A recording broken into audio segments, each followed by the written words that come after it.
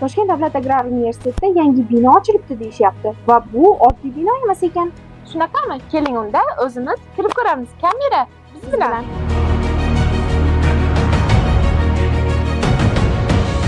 Vau! Zamonaviy kompyuterlar bu Toshkent davlat agrar universitetimi yoki IT kompaniyasimi?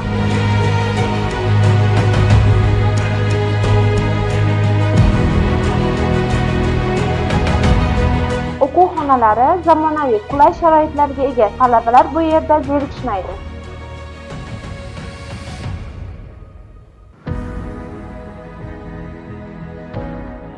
Biz o'qiyotgan paytda bunday sharoitlar yo'q edi.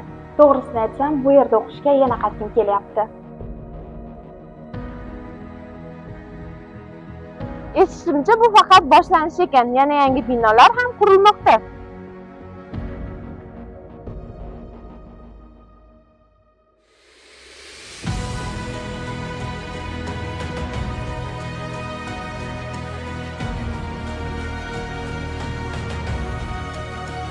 Mana shu tomon qishloq xo'jaligi mahsulotlarini saqlash va qayta ishlash fakulteti. Bu tomonda esa o'rmon xo'jaligi va landscape dizayn fakulteti.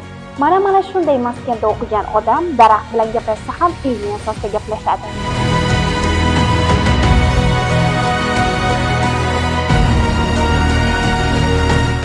Toshkent davlat agrar universitetida o'zgarishlar katta. Yangi bino, yangi imkoniyatlar maskani.